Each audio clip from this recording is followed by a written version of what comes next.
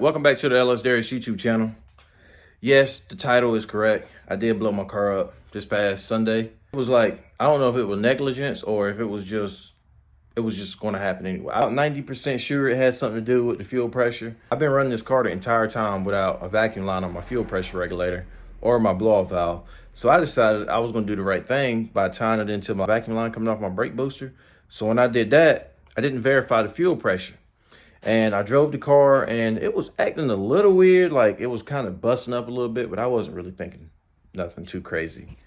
So I took it to my normal spot, probably like 2 miles up the road from my house. And I got on the trans brake. I was gonna do a little small launch, like first to second, and get out of it. And whenever I left, as soon as I let the button go, everything, all hell broke loose. The car didn't even move 5 feet. Like it didn't move nowhere. And a whole bunch of smoke started flying in the air. Damn oil was everywhere. I'm gonna insert the clip here. So what you see here is some Rotella 1540 on the ground. I rolled the car back a little bit so y'all can get a clear view up front. I literally spent my life savings on this, getting this car built this year. I've been working on it since March.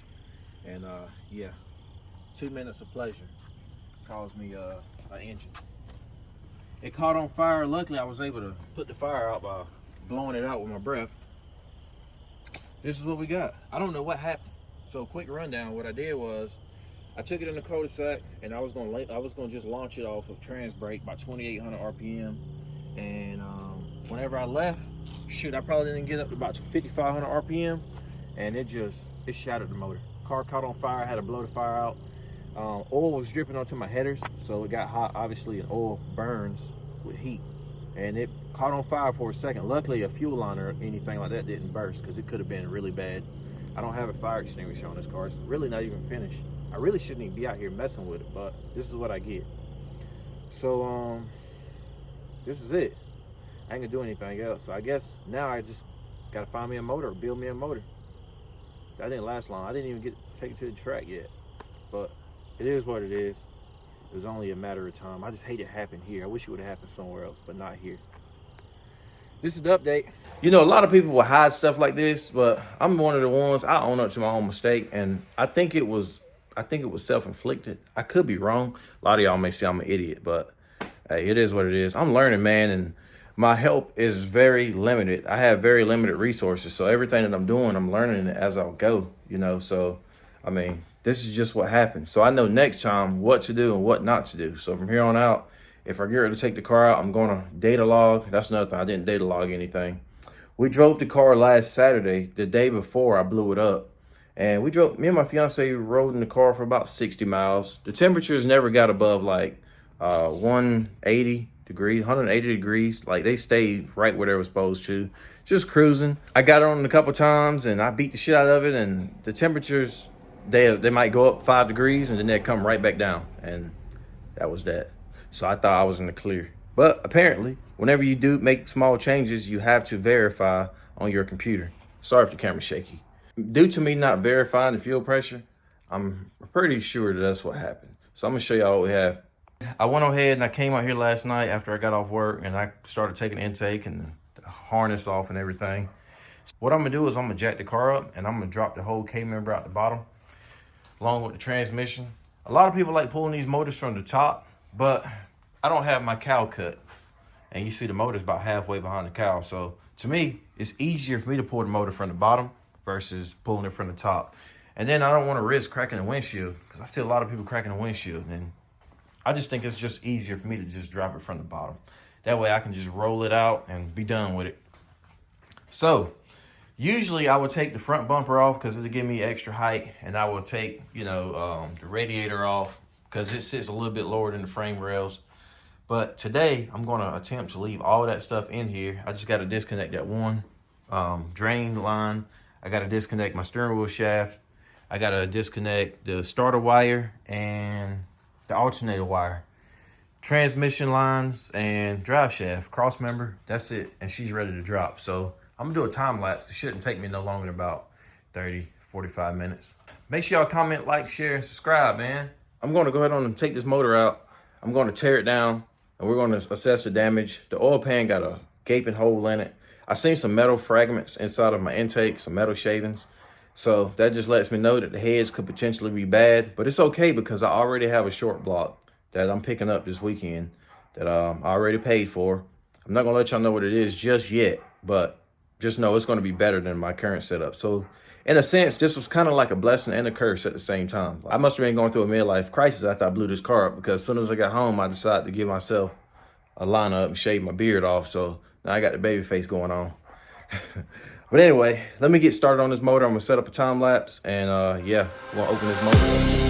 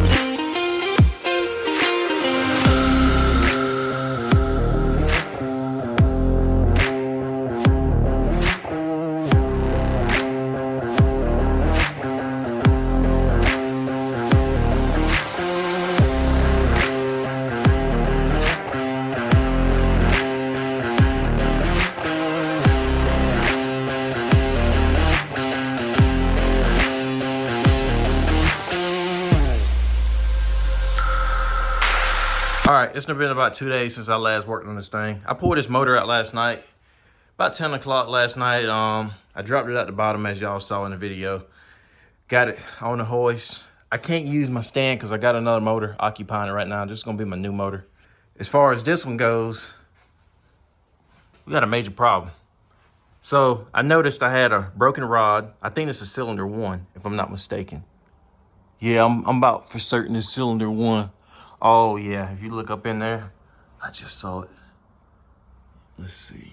You can kind of see the piston is all mangled up inside the block. So the first thing I'm gonna do is I'm gonna pull the pan off. I'm gonna look at it. Whatever I can save, I'm gonna save. Whatever I can't save, I'm just gonna trash. I'm about to take y'all along the journey. Make sure y'all comment, like, share, and subscribe. All right, I had to take a lunch break. So I'm over here at the Sheets, and I tried their French toast for the first time last Sunday, and I've been hooked ever since. So if you haven't tried their French toast, you must be living under a rock, because I was living under a rock until last Sunday, and now this is the best thing since sliced bread. I also picked up me a fudge brownie shake. So from the looks of it, it looked like I went from breaking rods and motors to food reviews. So it's gonna be my food review. As a matter of fact, this is a 10 out of 10. It's a 10 out of 10. I can't ask for any better. I haven't tried this shake yet. I'm about to try it real quick. I'm about to try it here live. First time that I tried this shake. I don't even know if it's gonna be good or not. It might not go good with this French toast, but we're about to see.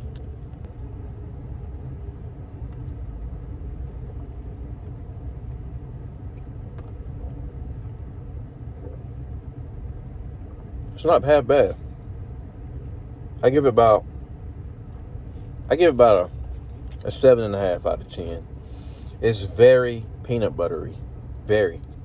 Not really a big fan of a lot of peanut butter, but this is like straight peanut butter. It's good though. Can't even lie. This is their peanut butter fudge brownie shake. It's good. It's straight. 7 out of 10. 7 out of 10. All right, so I just pulled the heads off, and this is cylinder 1, and these are the only 2 nicks that I see, like this nick here and this nick here. I don't really see any damage. The valves look perfectly fine. Like, I think I can reuse these heads, and I probably will. I'll show you the cylinder wall. The cylinder wall ain't even messed up, really. I don't feel any, like, scratches in it. I'm pretty sure it's got some kind of damage, but I can't visibly see anything other than, of course, broken piston. All right, so I got the motor tore all the way down. Only thing I couldn't do was get the harmonic balancer off. For some reason, my impact would not take that bolt off. It won't take it off, but this motor still looks good. I know the crank is toast on it. The crank probably need to be replaced because it's chewed up. But this cylinder, again, this cylinder ain't messed up. Well, it don't look like it's messed up from my perspective. Maybe y'all experts can Let me know if it looks damaged to y'all. Oh, you know what? I do see a nick right down there at the bottom. Dang on it, right there. So that'll do it. So I say, shoot, you probably take the sleeve out and put another one in it. And this motor should be good. Put a crank in it, put a new crank. One new piston. I don't know, I might keep this motor. I really thought this motor was gonna be a whole lot worse off than it is, but this motor is really not that bad. Pickup tube's still in good condition. I bet the oil pump's still in good condition. Would y'all reuse this oil pump? It's a brand new Melon. Well, I ain't gonna say brand new, but I put it on here a few years ago. It's a Melon oil pump. I've never had any issues out of it. I'm trying to save money where I can. Oil pan. It's got a whole bunch of metal shavings in it. Of course, chunks everywhere. Huge hole. Huge hole. So I need an oil pan. For sure. I need an oil pan. These heads don't look bad. I showed y'all what the heads look like. All the push rods look good. These were the push rods I had in it. They still look brand new. I got a lot of good parts here. Water pump's good. The rocker arms are good. But they ain't gonna lifter trays. They're not messed up. Which I'm probably gonna replace those because I've had those in the car since forever. The lifters, they still look brand new. These were the, this was the driver's side cylinder. They're not messed up at all. They still look brand new.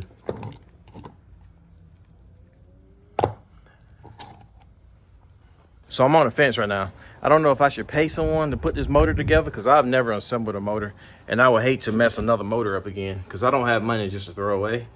Or should I just try it myself? Now I have this LS book and it's a step-by-step guide on how to put the LS together.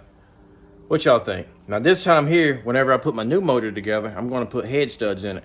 I'm gonna put some nice head gaskets in it as well. I really feel in my heart that this motor can be repaired and it can be ran again. So what I'm probably gonna do, I'm probably just gonna hold on to it. Whenever I get some time, I'm gonna have this motor looked over and we're gonna see if the crank needs to be replaced or is there anything we can do to fix it or whatever. I know for sure it needs a sleeve in it.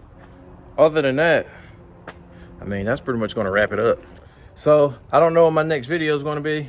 I'm gonna work on trying to get this new motor assembled, put together. It's a nice motor. It's a nice, very nice motor. It's way nicer than this LS1. I'm going with LS2 this time, 6.0. She's gonna be good to go. So yeah, y'all make sure y'all comment, like, share, and subscribe. And I'm gonna catch you in the next video. Thank you for watching.